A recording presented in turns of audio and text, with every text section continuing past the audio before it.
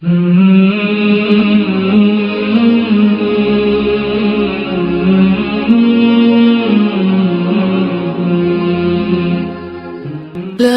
إله إلا الله محمد رسول الله.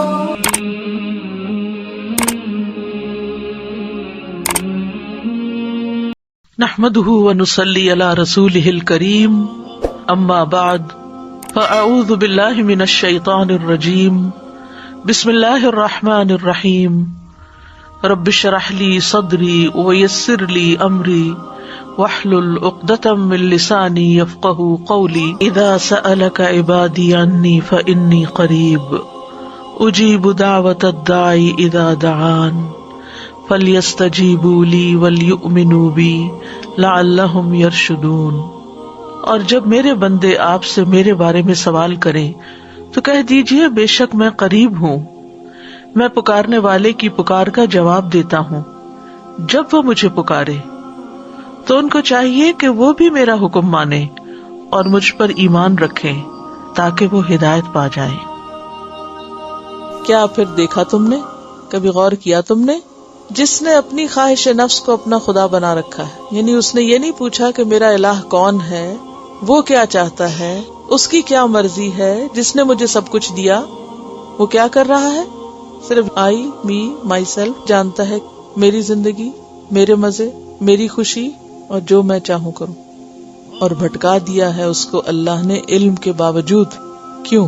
کیونکہ وہ اپنی خواہشات کے پیچھے لگ کے، خواہشات میں اندھا ہو کر اپنے خالق کو اور اس کے احکامات کو بھول چکا ہے. خواہشات نفس ایسی چیز ہے جن کے پیچھے لگ کر، جن کی تکمیل میں انسان اپنے آپ کو اوپر سے نیچے گراتا ہے، اپنی قدر کھو دیتا ہے. تو خالق کائنات کی نگاہوں میں کون قدر کھو دیتا ہے؟ جو اللہ کو نہیں، اپنی مرضی کو اپنا خدا بناتا ہے، اپنی مرضی سے جینا چاہتا ہے، اپنی منمانی کرنا چاہتا ہے. اور یہ انسان کے لیے سب سے خطرناک بات ہوتی ہے کہ کوئی بھی کام کرنے کے لیے وہ یہ نہ دیکھے کہ اخلاق کیا کہتا ہے، قانون کیا کہتا ہے، خدا کی مرضی کیا ہے، قرآن میں کیا لکھا ہوا ہے، اور لوگوں کے حق حقوق کیا ہیں. وہ کیا دیکھے، میری عقل کو کیا ٹھیک لگتا ہے اور میرا دل کیا چاہتا ہے اور میں کسی چیز کو کیسے دیکھنا چاہتا ہوں. ایسا شخص خدا کے منصوبے کے سامنے اپنا ایک الگ منصوبہ بنا لیتا ہے اور وہ ایک ٹکراؤ کا شکار ہو جاتا ہے. یعنی اس شخص کی پرائرٹی اللہ کی ذات نہیں، اللہ کا حکم نہیں، اس کی ترجیح کیا ہے؟ اپنی خواہشات. ہر وہ کام کرنا چاہتا ہے جس کو اس کا دل چاہتا ہے، خواہ اللہ نے حرام کیا ہو، اور کوئی وہ کام نہیں کرنا چاہتا جس کو اس کا دل نہ چاہے، خواہ اللہ نے فرض قرار دیا ہو کہ لازمی کرنا ہے. یعنی اللہ کے عائد کردہ فرائض کو فرض نہ سمجھے اور اللہ کے حرام کردہ کو حرام نہ سمجھے، نہ حلال حرام کی پرواہ کرے اور نہ کسی فرض سنت کی پرواہ کرے. کیسے جیے؟ جیسے چاہو جیو، جو چاہو کرو. اب یہ تو باقاعدہ موٹو بن گیا نا لوگوں کا، جیسے چاہو جیو. اسلام میں ایسے کانسیپٹ کا کوئی تصور نہیں.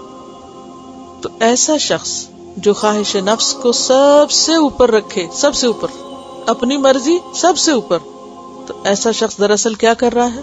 اپنے نفس کو اپنا الہ بنا رہا ہے. ابو بکر جساس کہتے ہیں یہ وہ شخص ہے جو خواہش نفس کی اس طرح اطاعت کرتا ہے جیسے کوئی خدا کی اطاعت کرے، یعنی اپنے دل کی باتوں کو ریلیجسلی مانتا ہے.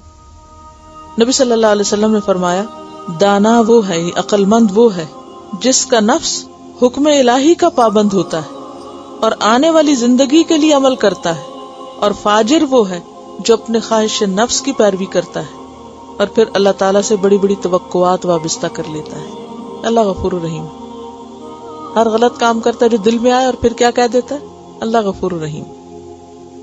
نبی صلی اللہ علیہ وسلم نے فرمایا 3 چیزیں ہلاک کرنے والی، 3 چیزیں ہلاک کرنے والی.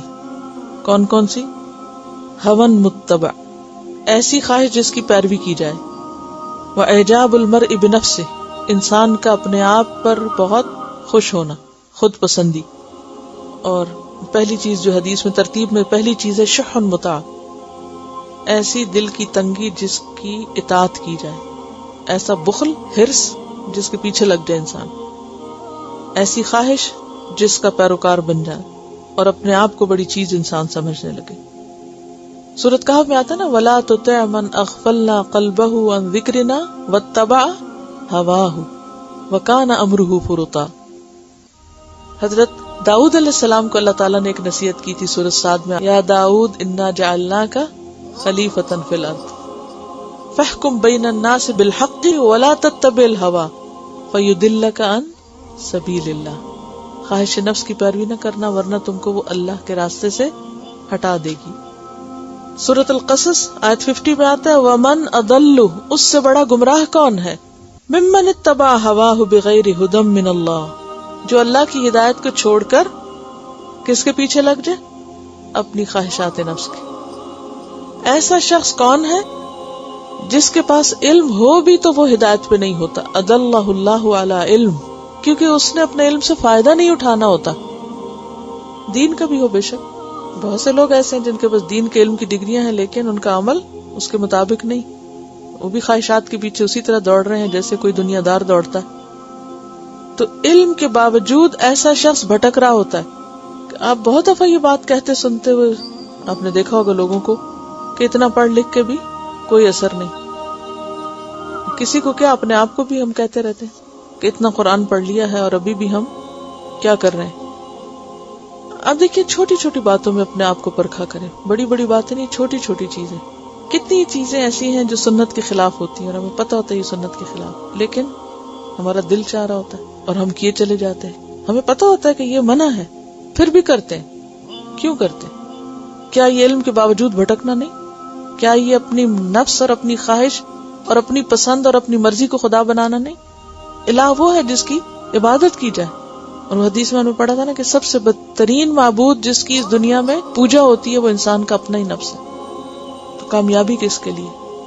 اما من خاف مقام ربہ ونہى النفس عن الهوى فإن الجنة هي المأوى. سورۃ الفرقان 43 میں آتا ہے ارأیت من اتخذ الہہ هواه افأنت تکون علیہ وکیلا. ایسے شخص کو تو کوئی انسان سمجھا نہیں سکتا. جس کو قرآن نہ سمجھا سکے، جس کو دین نہ سمجھا سکے، کوئی اس کو کنونس کر سکتا ہے؟ نہیں. جو پڑھ لکھ کے غلط کام کرے اس کو آپ کیا پڑھائیں گے اور کیا بتائیں گے، کیسے سمجھائیں گے؟ جب ایک شخص کو بات سمجھ بھی آ جائے اور پھر عمل نہ کرے پھر اس کو کون منوا سکتا ہے؟ بتائیے، کوئی بھی نہیں منوا سکتا. اس کو پتا ہے پھر بھی نہیں کر رہا. کیوں؟ اس لیے کہ اللہ نے توفیق چھین لی ہے نا. وختم علی سمعہ، اس کے کان کو بند کر دیا، مہر لگا دی.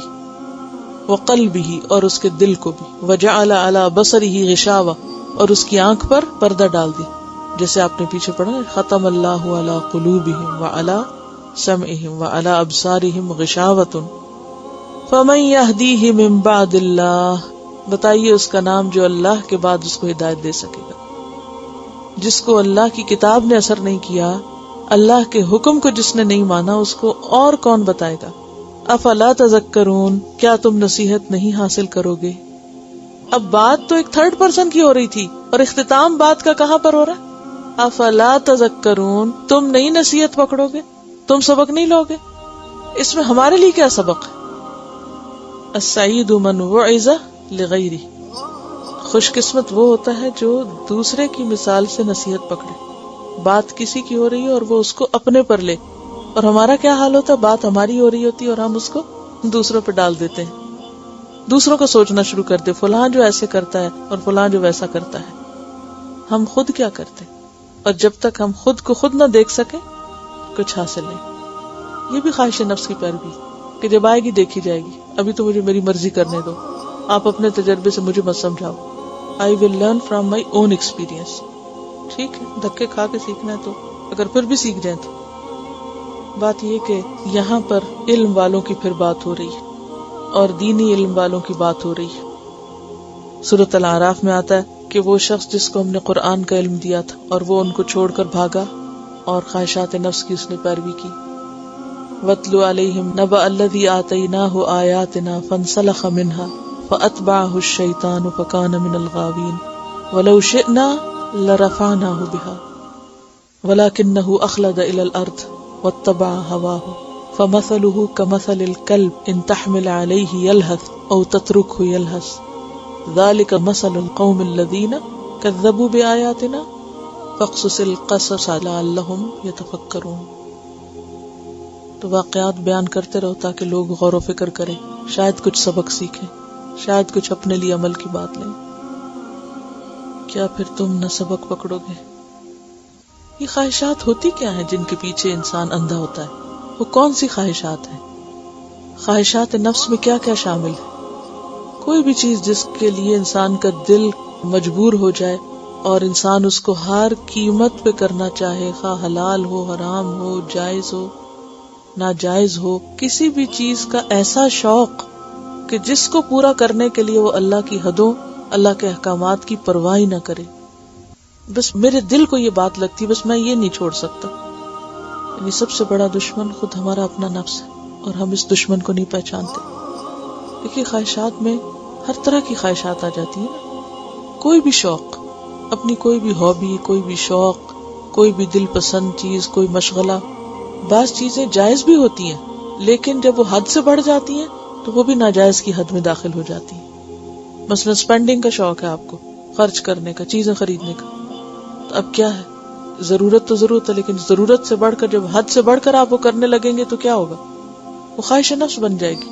پھر وہ روک دے گی آپ کو کس سے؟ اللہ کے راہ میں کچھ خرچ کرنے سے، کیونکہ آپ کو بس بچے گا ہی نہیں. حلال اور جائز کاموں میں خرچ کرنے سے. سونا کیا ہے، آپ سو رہے ہیں، سونا بھی ایک ضرورت بھی ہے اور ایک خواہش بھی.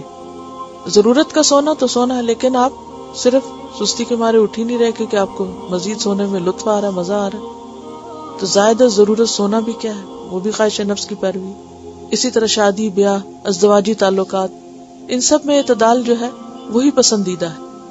لیکن انسان اگر کسی بھی چیز پہ دل آ جائے، چاہے وہ قانون کے دائرے سے باہر ہو، حرام ہو، اگر اس میں انسان کے لیے کشش ہے تو وہ بھی اس میں آ جائے گا. کھانے پینے کی خواہشات ہیں، اس میں بھی اگر انسان حد سے بڑھ جائے تو حلال حرام کی پرواہ نہ کرے یا حلال میں ہوتے ہوئے پھر حد سے بڑھ جائے تو بھی نقصان دہ.